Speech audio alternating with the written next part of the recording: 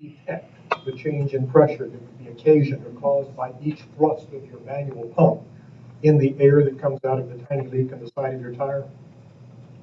Would there be a significant pressure change? Why or why not?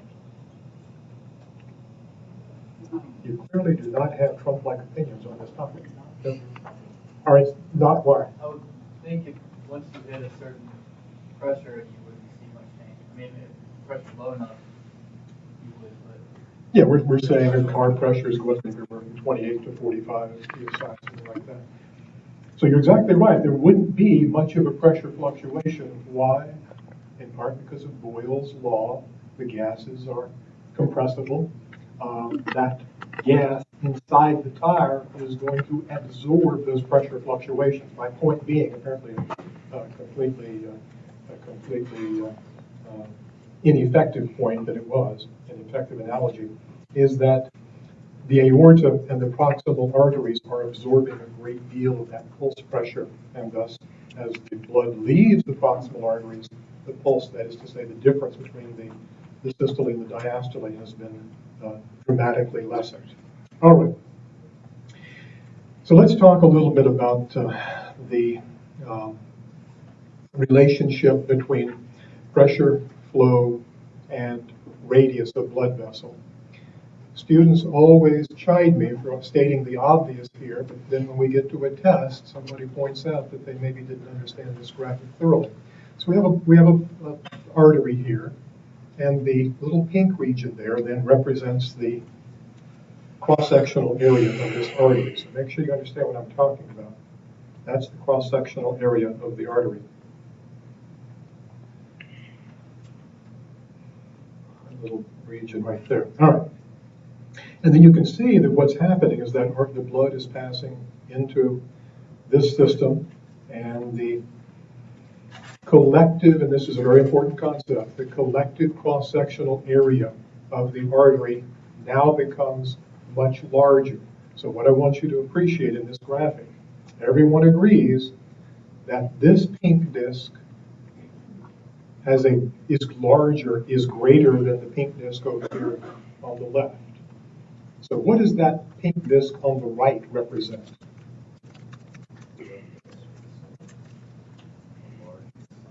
The larger area of what? When I add this to this to this to this to this. Each individual blood vessel is smaller than this one. But when you add them all up together, the aggregate, composite, or collective, whatever word you want to use, is greater. So my question for you is we have velocity going in here, and velocity coming out here at V2. Which will be greater based upon the premise, or based upon the principle that we articulated in the last class? Will the blood increase in velocity or decrease in velocity? How many say increase? How many say decrease? So we've got a pretty much a division of opinion here. Now, what was the principle that we argued before? As the vessel becomes wider, what happens to the speed? Decreases. Is this disc bigger, larger than that disc? Larger. It's larger, therefore the velocity at 2 should be Lower. Now make sure you appreciate that. It's the aggregate cross-sectional area that is determinative. And this is going to be important in your circulatory system because as the blood leaves the aorta, there is progressive brachiation, there is progressive branching. You can see it here, aorta, arteries, arterioles, and capillaries. And as we move in that direction, here's the key thing. Aggregate cross-sectional area increases, at least to the capillaries, and then it starts to drop again. So if that's true, all of this is true, where should the velocity of the blood be the lowest? Here, here, or here? Should it be the lowest at 1, 2, or 3? 2. 2. Right, and in fact, that's what this graph is showing us. Here's the velocity dropping here. So there's an inverse relationship, as we pointed out before, between the cross-sectional area of the blood vessel. When I say blood vessel, I mean in aggregate. and the speed, velocity. Remember, liken that to the garden hose the analogy we used. If I want to increase the velocity of the fluid, I can put my finger over the end of the garden hose and reach the people in the back of the classroom. Not that it would do any good at this point, I'm quite certain. I'm not certain that anybody would wake up. So these graphs are very important. They're going to turn up again in our discussion of pulmonary physiology as well. So here we can see vessel diameter from the aorta to the vena cava. All right. So as we move from the aorta to the capillaries, individual vessel diameter gets smaller and smaller. That's what this is, individual vessel diameter. But aggregate cross-sectional area as we move from the aorta to the vena cava is going to increase dramatically as we move from the arteries to the arterioles, the capillaries, then it drops back. And so that being the case, yeah. The millimeter of mercury in the middle has nothing to do with the left picture. Yeah, this refers to this. Oh, okay. And that refers to that. This is what refers to that. So let's apply this volumetric, or actually aerial, relationship to, first of all, velocity. This is the one we looked at a moment ago. So as aggregate cross-sectional area increases, what happens? The velocity it plummets, and then it tends to increase a bit as the vessel diameter, aggregate vessel diameter increases. You might ask yourself, why does it never return to its original velocity? You might have any thoughts on that? Something we've talked about before as a big factor. Resistance, yeah. Resistance is going to be important again in pulmonary, our discussion of pulmonary flow as well. All right. And the R that I just wrote in here is related to this one up here. We're looking at average blood pressure. So what happens, and we saw this in that figure that we had of the aorta and the pulse pressure and the mean arterial pressure. What happens to pressure as we move from the left ventricle to the right atrium? Declines, and in large part due to that collective resistance, the resistance that increases through the serial conduction of the blood through all the vessels. It's an inevitable load that must just overcome in order to get the blood back to the heart. And so in part, this is a function of that. Not entirely, but in part a function of that. Oops. So again, very, very simple illustration. Just want to make sure you can apply your fundamental understanding of physics to these illustrations here. So we have a blood vessel. We have one on the left and we have one on the right. The P represents pressure, and we have a red pressure here. The red pressure is the pressure represented by the red arrow is moving to the right. By the way, we've used this term before, not the precise definition, but what does the word vector mean in this context? What is a vector? These arrows are intended to be roughly vectors, and they tell us what information do these arrows tell us? Direction and magnitude, exactly right. So the red arrow is very large and it's pointing to the right. And then we have a blue arrow that is smaller and pointing to the left. And so any movement of this column of blood is going to result from the difference between those two pressures, delta P. Remember, you can't have flow without a pressure gradient, without a pressure difference. And so as long as the red arrow is larger than the blue arrow, the column of blood will move toward the blue, move in this direction. Now, why is the blue arrow smaller than the red arrow? Well, look at these little, I guess they're orange arrows. What are they? What do they represent? Friction, exactly right. If we're blood passing through the room here and you get caught up against the wall here, that's going to slow you down. Happens to me every day. I get caught up on that wall. It's slowed down, especially in the aisles. People think I'm not sober, but it's just the walls holding me back. So this is the resistance, and that in part accounts for the P2 we see here. and again, a large purple vessel. So this is an important formula right here, one you want to keep in mind. We've already said that Q, or flow, and again, Q refers to any type of flow, blood flow or air flow. In this case, it's blood flow. Q is going to be a function of delta P, so the greater the pressure difference, the greater the flow. But flow is also inversely related to the resistance, especially the hydrostatic resistance that you see uh, caused by the friction of the vascular walls. Now, there is a law that describes this called Poiseuille's law. You should be at least somewhat familiar with it. And Poiseuille's law can algebraically be set up to describe any number of things. We can use Poiseuille's law to solve any one of these little symbols you see up here. But in this case, probably the better expression would be flow, but resistance is inversely related, and here's the key thing, to the fourth power of the radius of the vessel. The fourth power of the radius of the vessel. What you'll notice in this formula, I'm not going to ask you to memorize the formula, but in that formula includes viscosity, it includes vessel length, vessel radius, all kinds of things. The only one with an exponent, the only one elevated to the fourth power, is the radius. So what you want to appreciate is the primary determinant of the resistance to blood flow and flow itself is the radius of the vessel, the size of the vessel.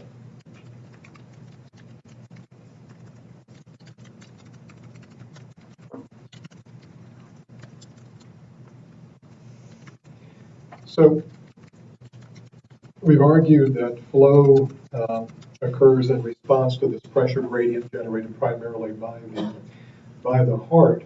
And when we talk about peripheral flow, we're talking about, by the way, what's the definition of flow? How do we define it physically? It's a bit of a problem because in American English, the term is not used always consistently, but we're defining it as, right, so exactly, volume over unit time. Again, what I'm expressing is volume, amount. So it's amount over time would be the rate. We talked about venous return, for example, and so on. All right. And what you need to appreciate then is that whereas pressure is primarily determined by the heart, flow, for the most part, is regulated peripherally by a variety of factors. There are local paracrine factors we're going to be talking about that regulate flow, and many of these are intrinsic.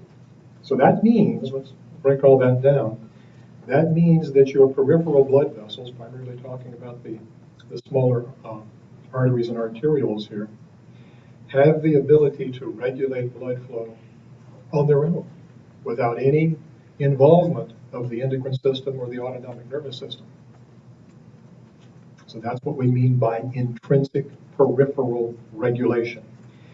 And that's achieved, that type of intrinsic regulation is achieved by a variety of intrinsic vasoconstrictors and vasodilators, or if you prefer the British, vasodilatators.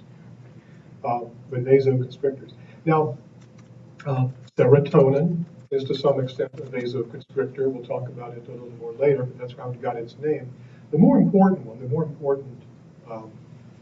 local or intrinsic regulator is this one. The one you need to know is called endothelin. Endothelin, as you might imagine, as the name suggests, arises from endothelial cells of the blood vessels, and it is the most potent peripheral vasoconstrictor. There are a number of vasodilators. Some of these are intrinsic, and others are extrinsic.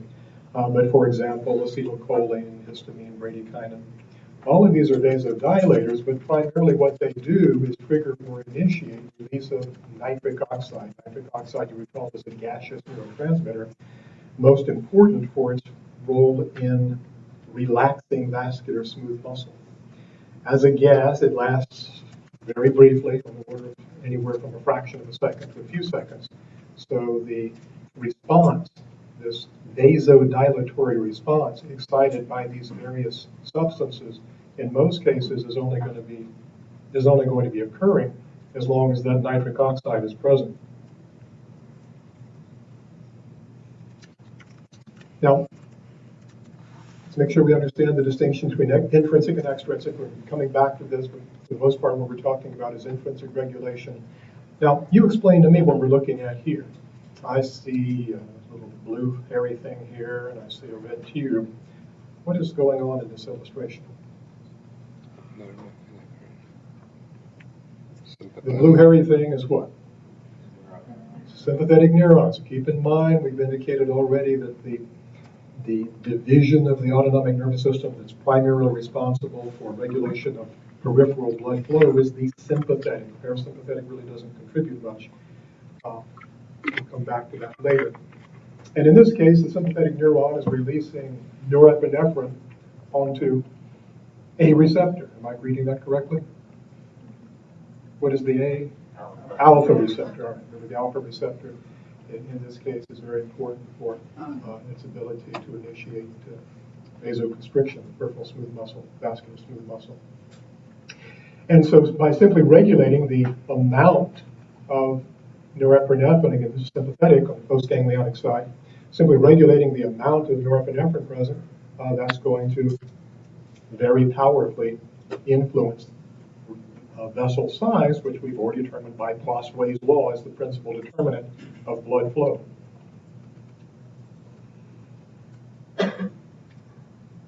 Now, getting back to this notion, I'm going to try to summarize all of this in the interest of time. Getting back to this notion of intrinsic regulation, I've got several terms up here you need to be familiar with.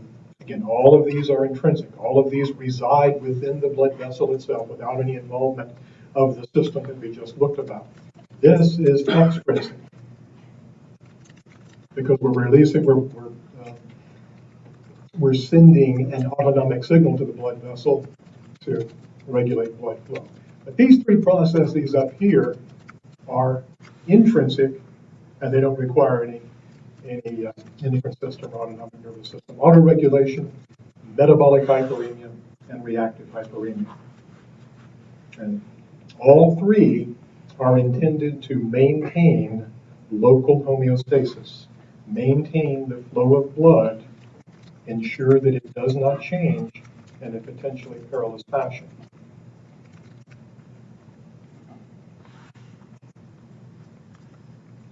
Now, myogenic regulation is fairly simple. It just means that if there is a temporary ischemia, if there's a temporary interruption of the flow of blood, for whatever reason, if the vessels are constricted, locally, there will be a reflexive vasodilation to compensate for that restriction. Once again, this compensatory behavior is entirely within the vessel itself. Likewise, if blood flow to a region is increased beyond normal levels for a period of time, there should be, in a normal individual, a local peripheral compensatory vasoconstriction. Key thing to remember about myogenic autoregulation, rather as it occurred in the heart. What was the example of autoregulation in the heart that we talked about?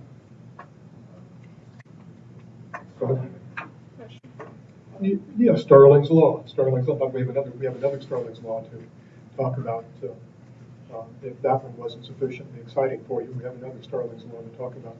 But this is similar to that. This is simply an intrinsic mechanism by which the blood vessel will regulate flow in response to, or with the aspiration or with the aim of maintaining homeostasis. Related to that are two other concepts. I'm going to simplify them dramatically, but you have several slides on each of these. Reactive and active hyperemia. Reactive and active hyperemia. Let's talk about active hyperemia first. Active hyperemia is also called metabolic hyperemia. So be aware of those two terms. Active and metabolic refer to the same thing. Emia means what? Yeah, talking about the blood. Hyper would suggest what? We're increasing blood flow.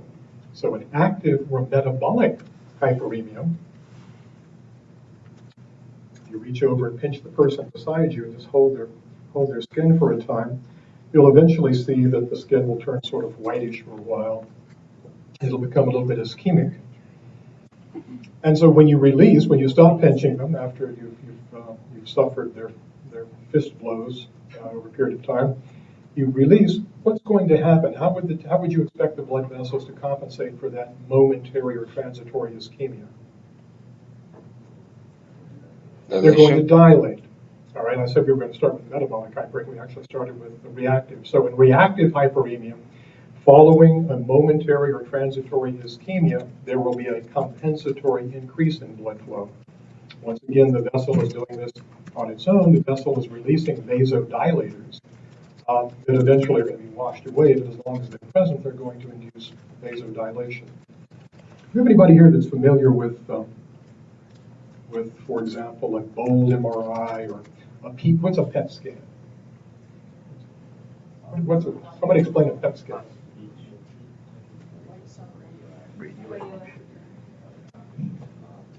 Right, but what's the general premise of the PET scan?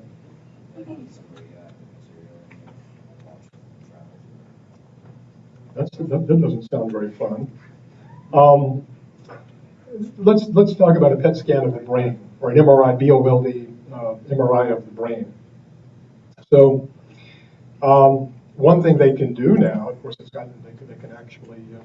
can actually construct images from the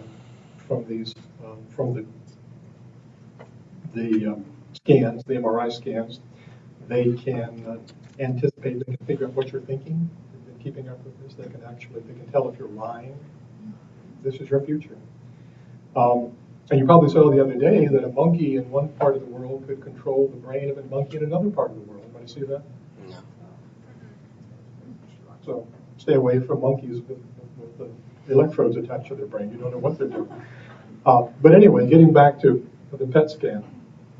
Let's say a PET scan of the brain. What's it actually measuring? It's going to be measuring the amount of blood flowing through a specific region of the brain. It's monitoring blood flow through the brain. It's actually monitoring the amount of oxygen going through there. All right, what inference, what deductions or conclusions could you make from a PET scan of the brain?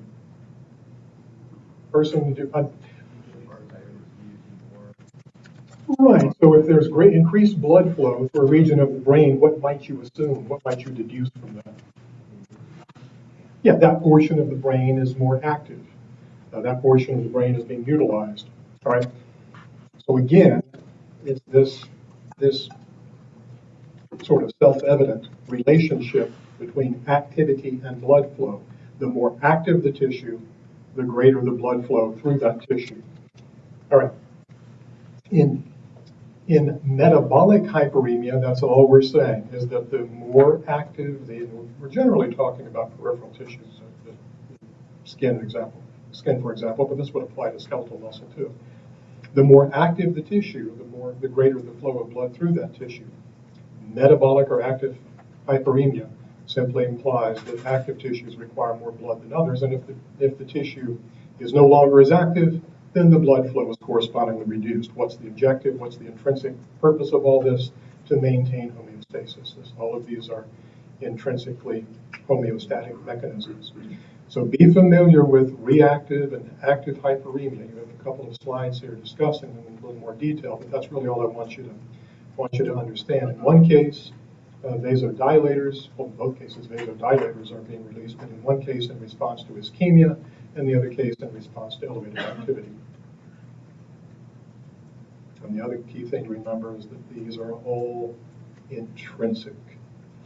There are a number of these paracrine vasodilators. We'll talk more about CO2 later when we talk about the lungs, but prostaglandins, these inflammatory substances, nitric oxide, we've already talked about it. Even potassium levels can influence vessel size. Acidity, because it's related to CO2, also acts as a vasodilator, as we're going to find out later. Both of these would be related to hypoxia, so the vessel compensates for insufficient oxygen by increasing flow. We've indicated serotonin gets its name from the fact that it is a vasoconstrictor in medium to large vessels, but of course that's not its primary function. So we shouldn't use this term, we should use 5-HT instead, but nevertheless serotonin is a vasodilator. Now as you look at the illustration here, we're looking at a smooth muscle cell inside a blood vessel. We're looking at vasodilation on the left, vasoconstriction on the right. Oops. And what you'll notice is that for vasodilation to occur in response, for example, to histamine, cholinergics, ATP, any one of these things, what is the mechanism, what is the triggering mechanism that they all use ultimately to induce vasodilation? The arginine synthase pathway and evolution or generation of nitric oxide, which is going to relax the smooth muscle and thereby induce increased blood flow. By contrast, the primary inductor of vasoconstriction is that endothelin that we talked about before. And there are any number of anything from vessel injury to distension of the vessel that might induce release of endothelin. What are we looking at here? Atherosclerosis. Right, so this would be an artery. We can see we have a plaque here, plaque up there. And so what's happened as a consequence? This plaque ruptured, releasing some of its contents, but what was the ultimate result here? We have a thrombus developing, and that's going to include blood flow. Did you see they have a new statin now? Statins tend to act on these plaques, but they came up with a new one, or at least it was announced last week. That's probably going to figure prominently in your protocols in a few years that are considered to be more effective than the statins that are being used.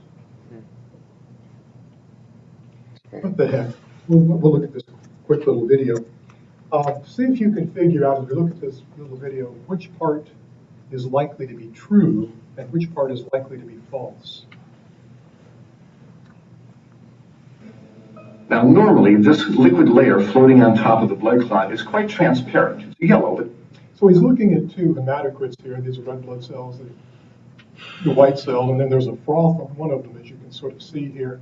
So he's just noting this, and he's trying to explain it and explain the reason for this with respect to his patient. Quite clear. You can see right through it. The blood in this patient's tube, however, was anything but clear. The serum floating on his clot was thick and greasy white. It looked like glue. In fact, it stuck to the sides of the blood tube when I shook the tube. I went back to the patient. I said, "Mr. Phillips, did you eat before you came to the hospital tonight?" He said, "Yes." I said, "What did you have?" He said, "I had a cheeseburger and a milkshake." And when he said that, I realized that what I was looking at in his tube was all the fat in the beef burger, all the butter fat in the cheese, and the butter fat in the ice cream and in the milkshake.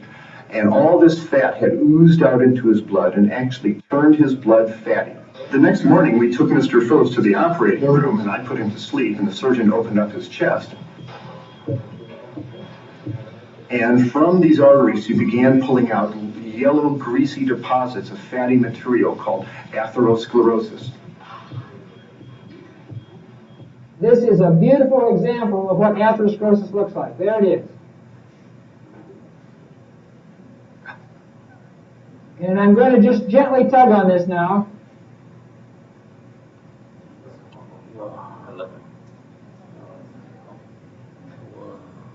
It's a little hard to pull. Dr. Coupot, if you could give a little pull too. It needs help. See if we can get this thing out.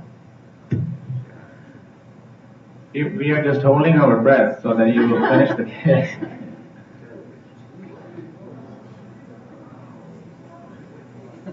There it is. America's #1 killer right there before your eyes.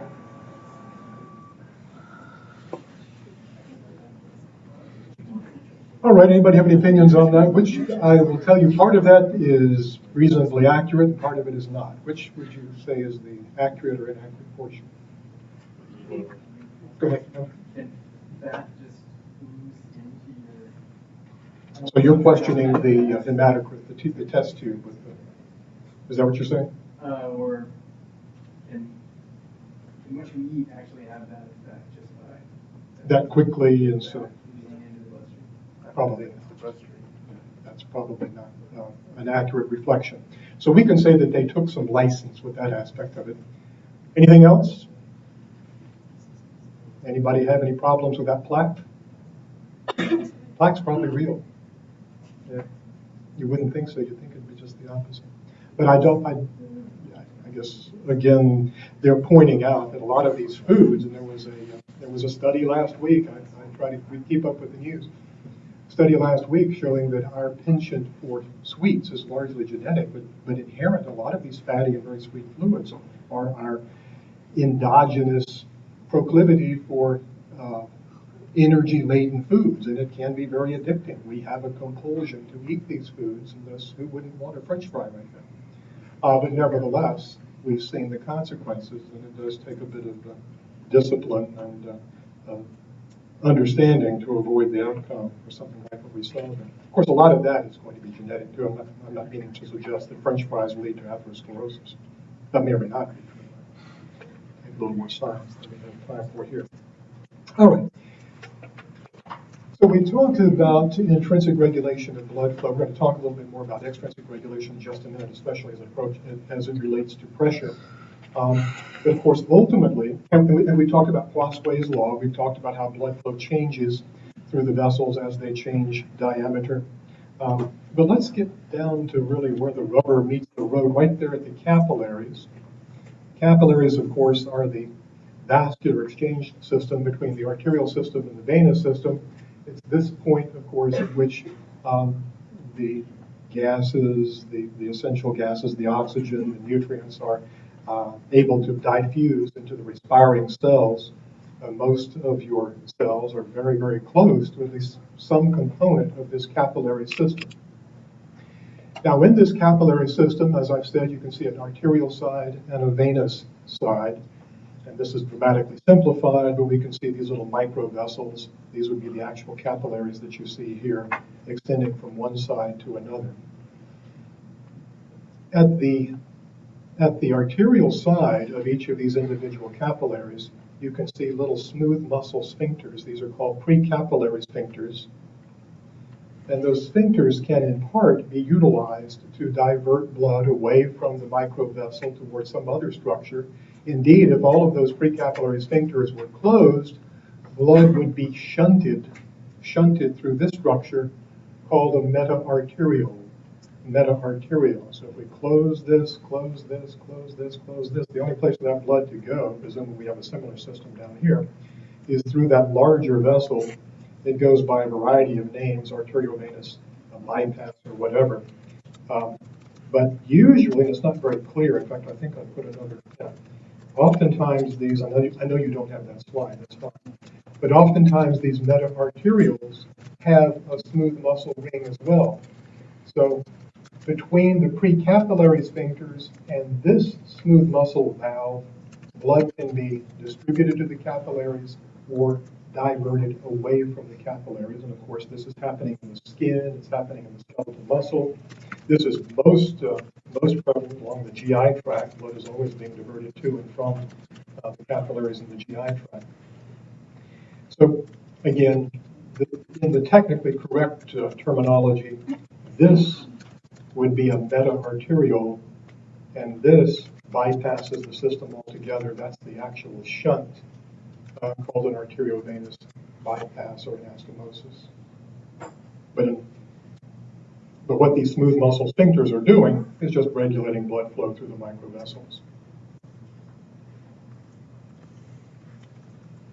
We've already talked about the classification of capillaries and the walls. Remember, we talked about continuous capillaries, fenestrated, and sinusoidal. We really haven't seen an example of a sinusoidal. This would be present in the liver, for example. Fenestrated capillaries are relatively abundant throughout the body, especially in the GI tract and the skeletal muscle. And then, of course, we talked about the blood-brain barrier in the brain and how robust those capillaries were, how impenetrable that capillary endothelium is. Now, at the capillaries, between the arterial side and the venous side, there are going to be two important processes: filtration and absorption. So filtration refers to the exit of blood from the arterial side into the surrounding interstitial region, interstitial fluid. But here's the interesting thing: for a variety of reasons, both chiefly hydrostatic and osmotic, a lot of the blood that leaves, a lot of the fluid that leaves the arterial capillary will return to the venous side of the capillary and be taken back to the more general venous circulation.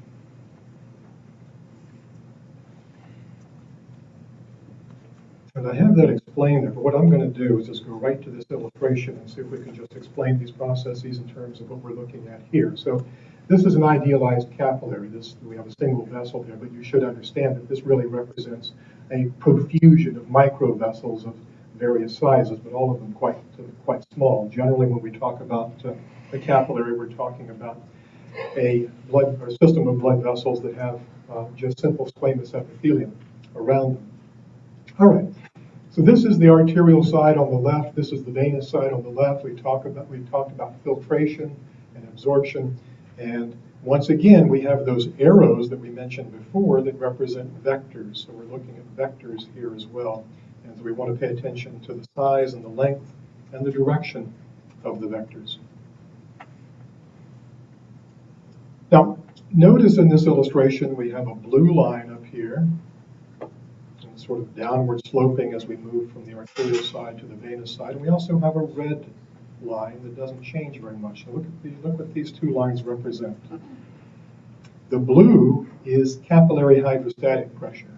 So the blue is simply the force of the blood pressing against the walls of the capillary.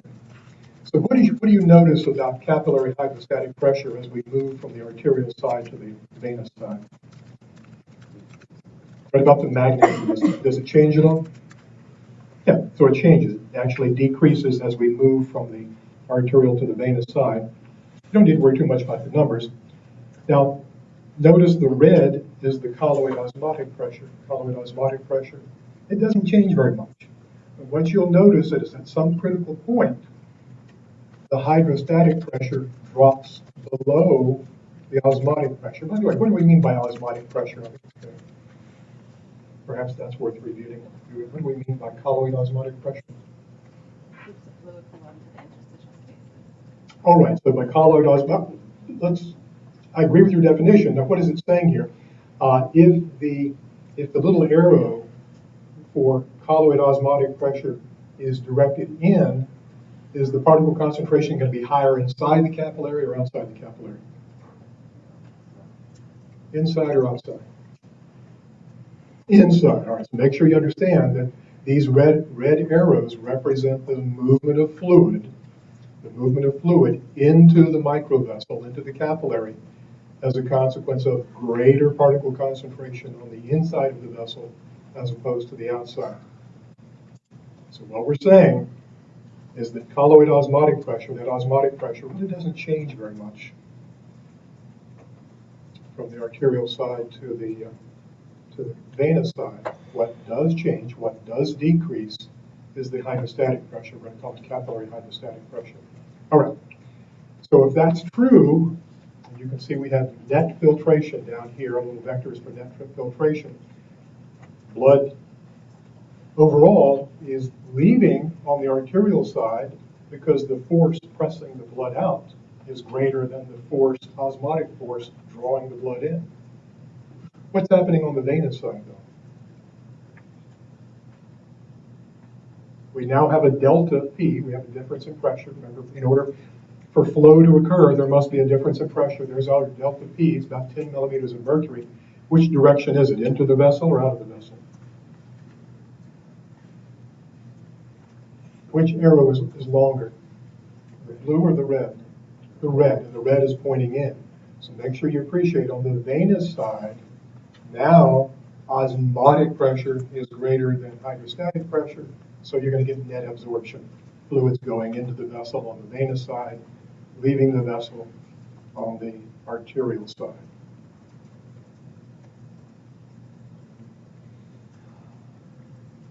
As it turns out, and we'll simplify this, that about 90% of the fluid that leaves on the arterial side is returned to the venous side. So that leaves a problem by these simple forces, by the relationship between these forces, the delta P on each side that you see. So that, and by the way, don't be too concerned about the magnitude of these. That's the reason I'm not too concerned about the numbers, is they're potentially misleading. We're not looking at absolute magnitudes at this point. At this point, we're talking about the change over the length of the vessel, which is an exercise in calculus. But I said only 90%. What happens to the other 10%? Because we still have 10% hanging around out here. And if that were to continue over time, what would be the patient's problem? They would have edema. They would exhibit symptoms of edema. So what happens to that remaining 10%? Lymphatic? It ends up in the lymphatic system and is drained via lymphatics that are eventually taken back into the general vein circulation. All right, let's take a break. We'll come back and finish up.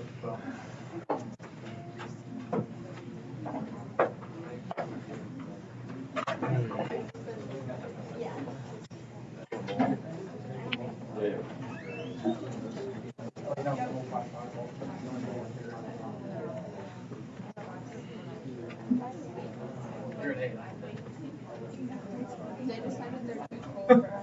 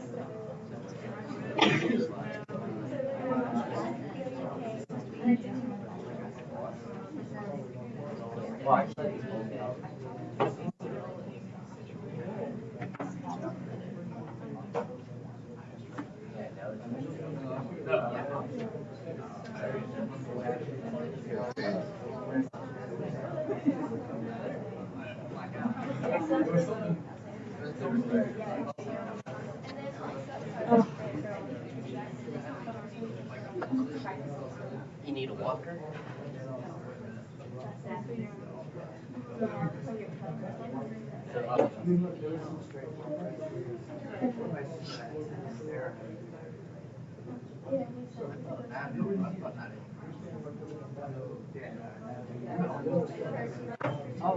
What kind of bullshit is that?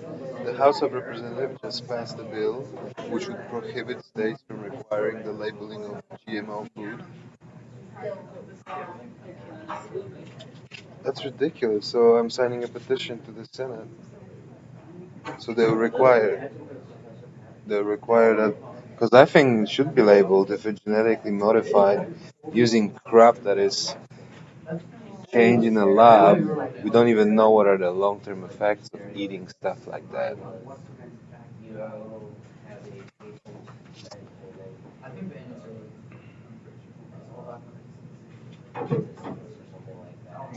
I'm posting it on Facebook so you can sign a petition too. I actually signed several petitions that there is an impact. I saw feedback that things are changing.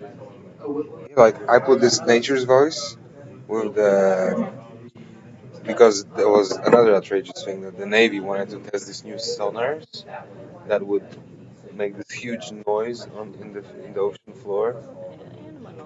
Well, exactly. But and I signed a petition, and here we go. They didn't pass it. They didn't let Navy do that. Well, not at the signing, but one of the.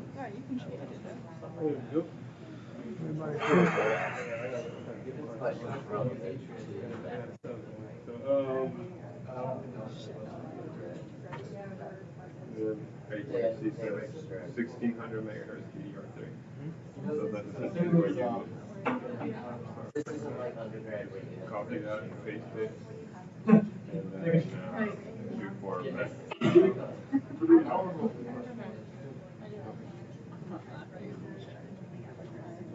Yeah, sure. And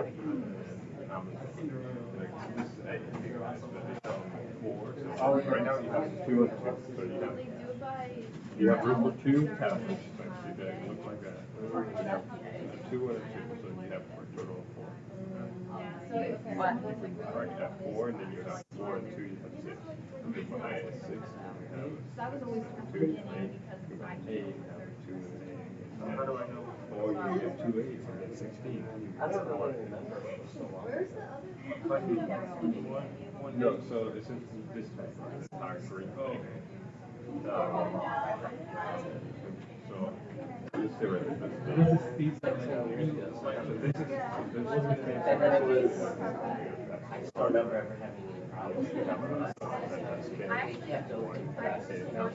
solid state drive.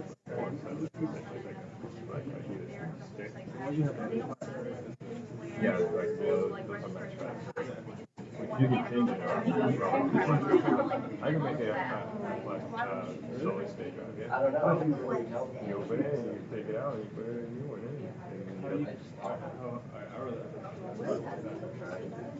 Yeah, we have to buy it now. How do you? I don't know. I don't know. Well, we would have to like get on there. I mean, I don't know off the top of my head what it is, but I would have in the thing like solid state drive for SSD.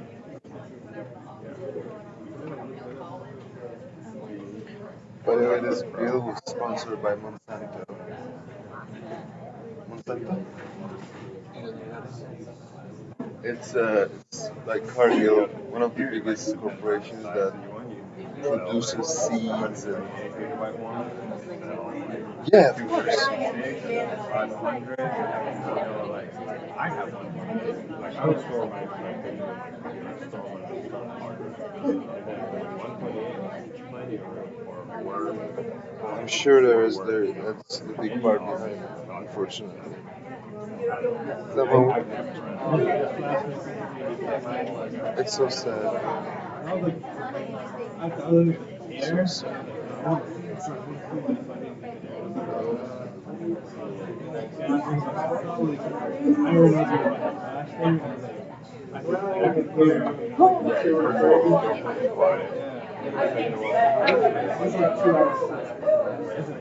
So there's also there's 2 things I make.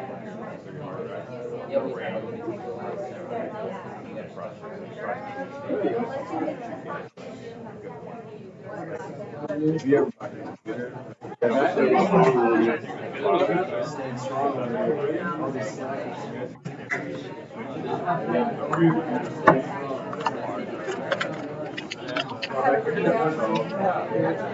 if you want to spend, I don't know, I don't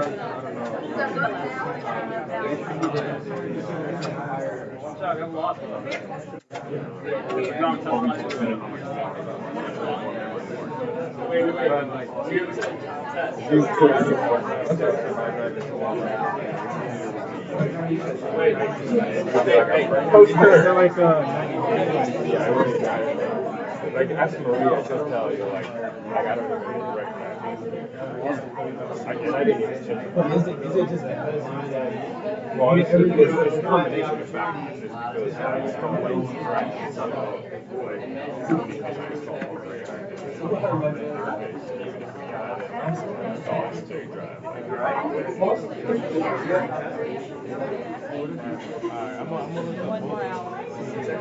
See, my question is, before you even click buy this, I want to make sure you're compatible.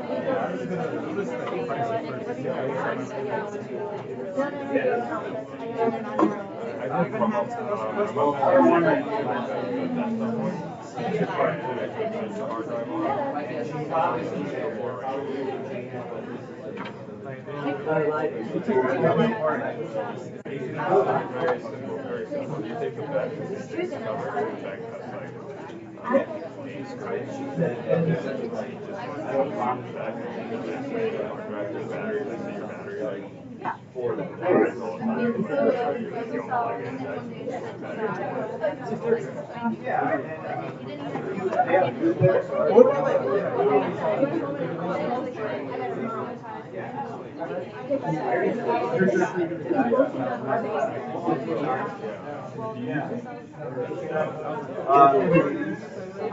Tree line.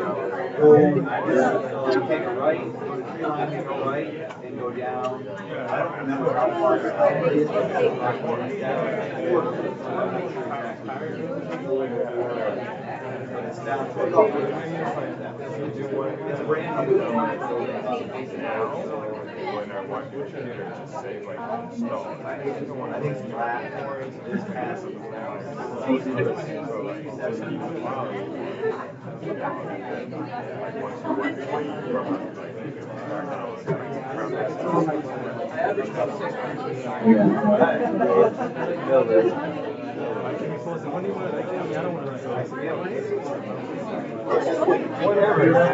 One of these days. I'll come by.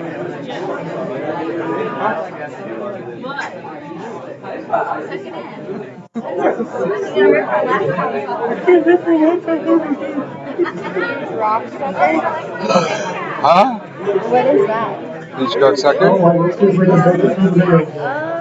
Oh, what did I say? I don't know. Remember that hormic thesis we talked about earlier. The hormic thesis holds that that which doesn't kill you makes you stronger. I think our civilization is based on that principle. We should be a lot stronger at the end of the day. All right, we remember our general overview here. We've argued that that in order for blood flow to occur through the cardiovascular system, the heart has to function